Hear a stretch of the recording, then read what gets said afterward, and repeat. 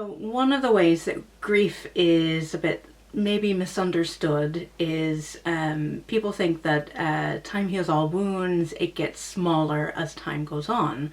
And speaking from my own personal experience, I lost my father when I was about 2 years old, and I can tell you that that grief has lasted my entire life and changed in its form and its expression, changed in my own understanding of it, but it's still present. The process of grief demands either a greater awareness, right, and compassion for yourself and others, or a kind of a path to self-destruction. You're running away from it.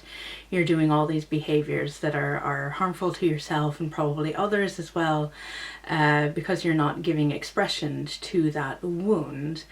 And what's happened to you is that your inner child is hurting.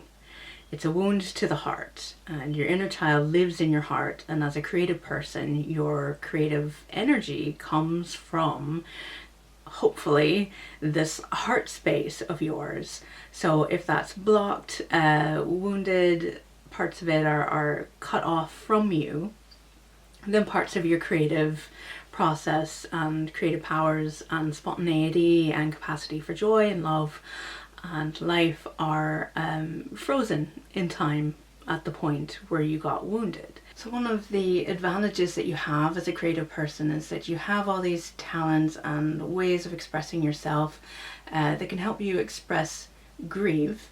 The trouble comes with not really knowing how to do that or not feeling safe to do that. Sometimes we do feel like just giving into those emotions means that we will never stop feeling sad, never stop feeling sorrow.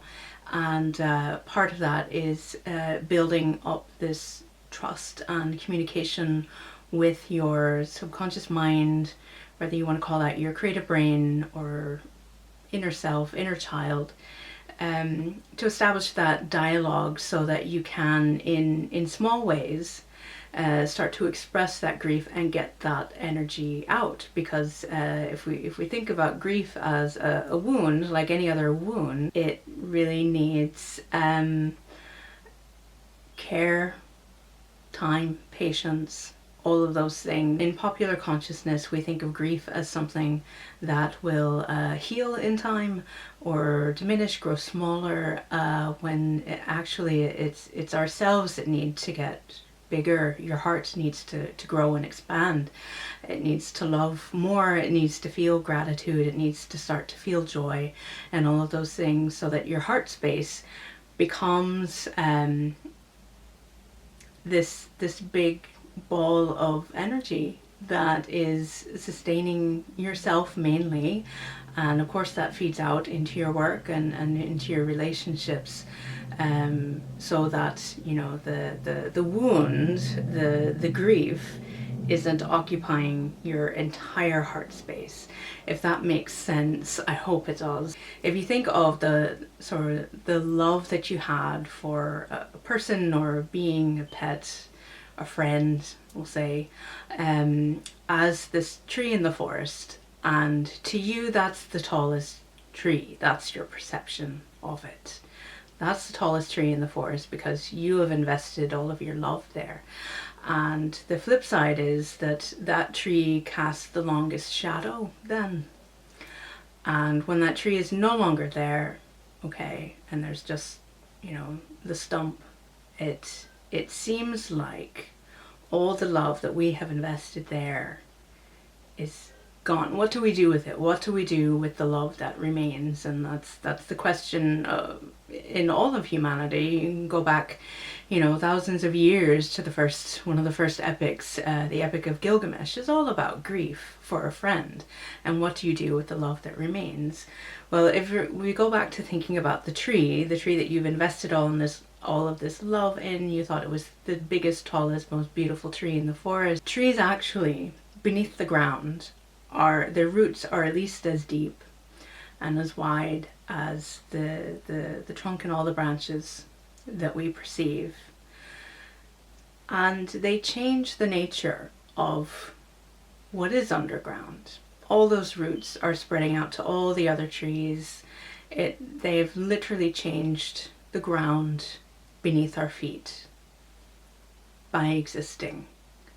So it's not that the love's gone away, it's that the love is really a part of the fabric of your being, the fabric of how you relate to yourself and all of your creative work and all of your relationships. That love has informed it. That love is still there as a dialogue, and it's still accessible to you.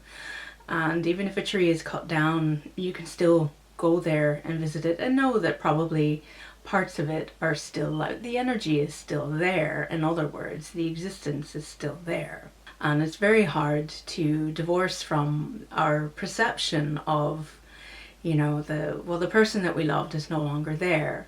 So how can they possibly hear us, and how can they possibly respond to us? And another part of how our brains work is that for every new person that we meet, and especially for a person you're in a relationship with, a lifelong friendship, or a marriage, your brain literally builds a map of that person, from the tone of their voice, the way they laugh, the light in their eyes, the way they move, their hair color, freckles, you name it, the way they look from a distance, the way they look up close.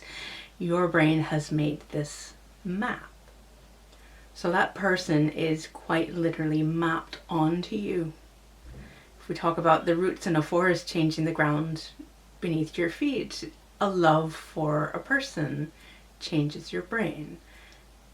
What remains is in you. In fact, if you look at just a few of my other videos, when I talk about the principle borrowing from the law of attraction, the idea that attention is permission, where you put your attention is giving permission for something to be in your life. So you can change your attention from the lack and the absence of someone to their presence. And what I mean by that is not simply missing a person, but expressing. You can express that person. And I don't mean in a woo kind of way, but quite literally as an acting exercise. You could sit in front of the mirror and say to that person, talk to me. And the part of your brain that has the map of them will eventually give you answers. Like, this may have to be something you repeat and repeat, but you can quite literally speak to them in that way. You can do this through writing, you can do this through painting, and my point is that the dialogue is still there because the presence is in you, it's not lost. You can do this in miniature doses, but you can also do this in moments where that love is so intense that it's crippling. You don't know where to put the love, you don't know what to do with the love that's in you. I'm not saying write the new Epic of Gilgamesh, although you could, but whatever creative gifts are in you, you can embody that love, you can express that love, and the more you do, the more that gives permission for the energy that's blocked, right? That frozen part of you to begin to flow. And the more there's flow, then the less pain there is, because the pain is reminding you there's a wound there, there's a wound there. And when you express a part of that love, even a part of that pain, a part of that person, then you are relieving the pain. There will be less pain over time.